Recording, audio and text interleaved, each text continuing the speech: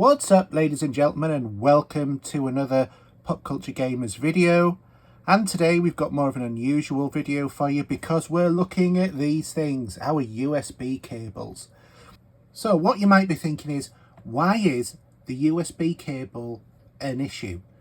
It's pretty obvious that this is going to be USB-C, and also that means it's going to be USB 3 in terms of that as well. So it's going to have a high data rate. Not necessarily, because a lot of cables nowadays maybe have data or have no data but will do power delivery instead, and vice versa.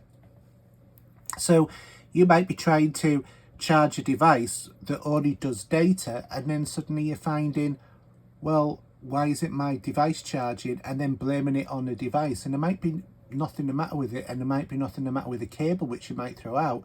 It might be perfectly functional, but it either didn't carry data or it didn't carry charge. We've also got lots of different types, and also these get stretched and they get, put into all sorts of positions and force through things and stuff like that, and they can break. So it breaks the continuity of the wire, so that is a bit of a problem as well. Very few USB cables are actually marked. This one is.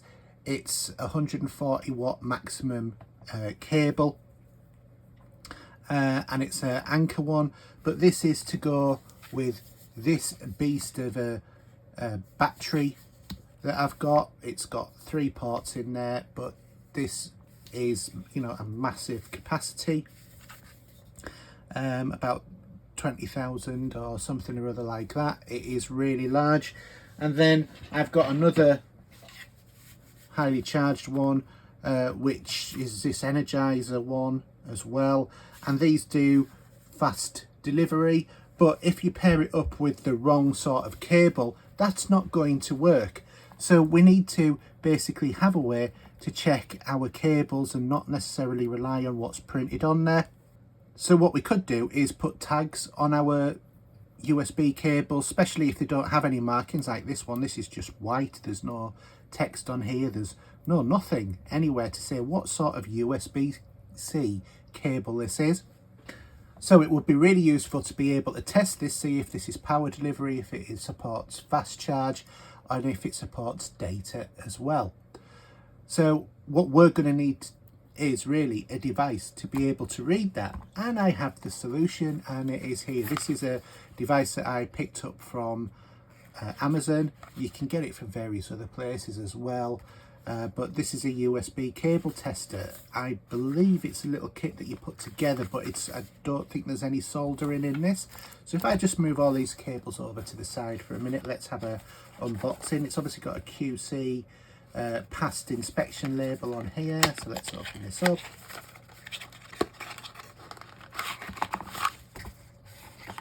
And here it is, everything that we need on here. You've obviously got your little flathead screwdriver, you've got these very cute little stands on here as well. We have one piece of plastic, which is to go over the top of this as a device, and then we have the device itself, which is this PCB. It is very, very simple to really use. You can power it by external power, and basically what happens is the LEDs will light up accordingly to what sort of cable it is. So if we look, but then we've got the different types of connector. So we've got all of these here, and the same on that side. This is a FATA plug that is normally used on some hard drives, for example, using a variation of the normal sort of printer cable, and also we've got different ports on here as well. But this should tell us what sort of cable it is just by the lights that it lights up. But let's put this together first.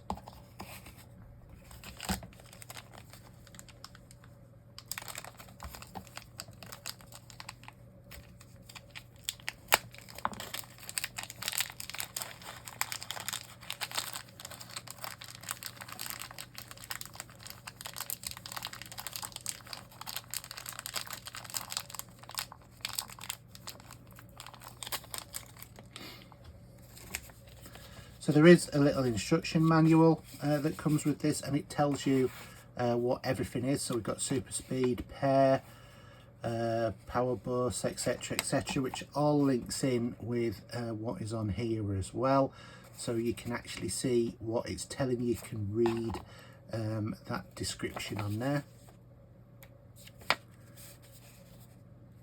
Tells you about all of the pins, everything that you really need to know.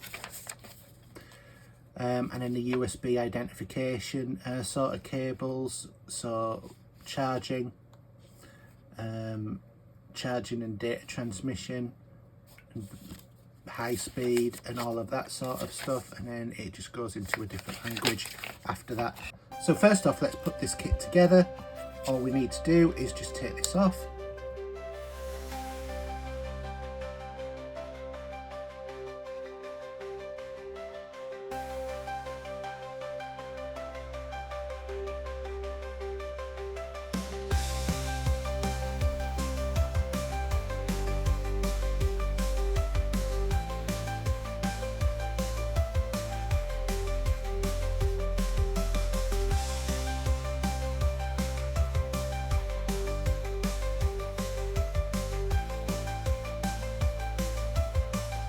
This needs to obviously stand just proud of the floor, but we do need some space as well. And it's really very simple to put together. All we do is just stand on there.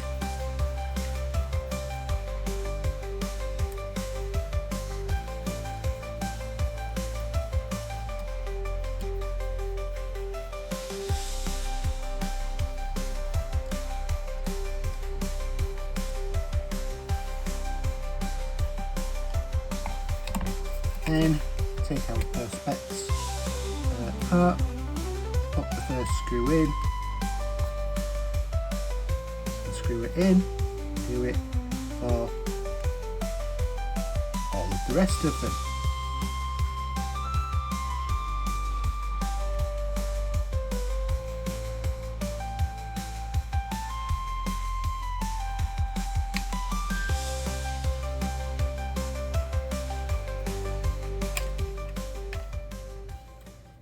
There we have it, that's put together.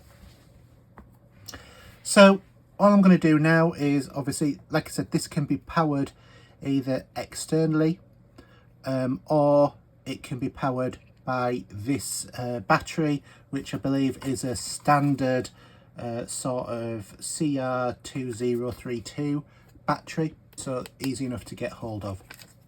I'm going to pull this out. That done.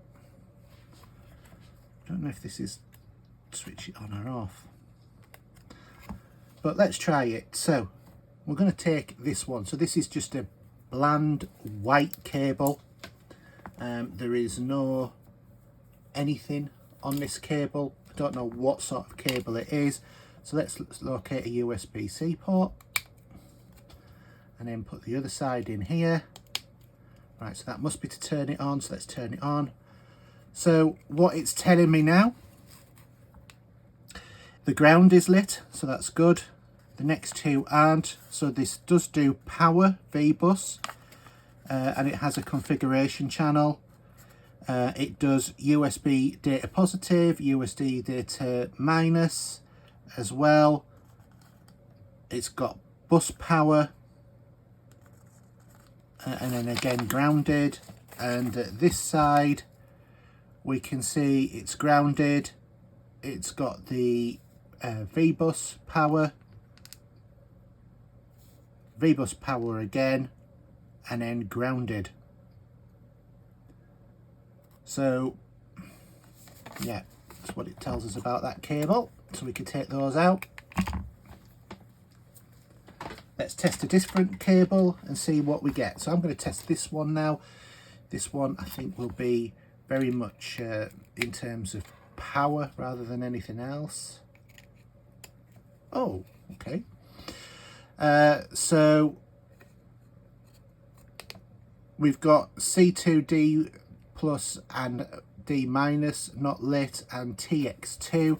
So TX2 would be your super speed differential pair, but the TX2 minus super speed differential pair is on. We've got the RX2 plus isn't on, and the RX2 minus isn't on, and then the side bus use 1 isn't lit there either. Let's try a different one. So here we've got a USB-C cable to USB-A to USB-C. So let's plug it into here, and then I don't know if it'll make a difference going in there. No, that doesn't go in there because it's that'll be for your iPhone connection in there. So USB-C. So again, as you can see, lots of lights are actually lit. This one's shielded as well. It does actually show shielded at the bottom, which is always good to know, but you can tell that by the thickness of the cable anyway. But some of these cables just aren't shielded at all. It has this really unusual connector as well, which is this strange micro B connector you get with a lot of hard drives, and I think some phones did as well. So we can plug this one into here, and then plug the other side into here, and lots of things lit there. So here's just another plain USB-C cable. Plug it into this side. Right, V-bus and ground. There's not much on that cable at all. So it might be that that is a defective cable. Plug it into there. So it shows you what those ones are. Not a shielded cable at all. But we can test plenty of different cables. It only takes a few seconds. Once you start to learn what all of these mean, and I have literally opened this up just as you have seen and put it together for the first time. But I'll quickly get used to what this means in terms of what sort of cable is what. But a really useful gadget. I've seen it for as little as about £10.50 on Amazon, but I've also seen it go up to about £15.99. Whatever, I think if you're really wondering what is what about any of your cables, this is the best thing to do, is to get hold of one of these, and then you can just run that in and see how it goes, basically. So that's it. That's my product for today. Do you have a problem with USB cables? How do you manage it? I'm really interested to know how other people manage what their USB cables are, because it is something that sometimes I've never really given much thought to, and I end up just sticking everything into a pile of spaghetti of wires and then hope that I pull out the right cable at the right time. So let's hear what your thoughts on in terms of cable management are. How do you differentiate between all of your different cables, especially the ones that are not marked or anything? Just let us know, and don't forget to click that subscribe button just down there and like the video. If you like the video, that really helps us out, because it tells the YouTube gods what we're doing is correct and that you are enjoying the video, so it'll put us more in favourably and you'll get more content that way in the long run. Thanks for watching, and we'll see you in a very near video. Bye now.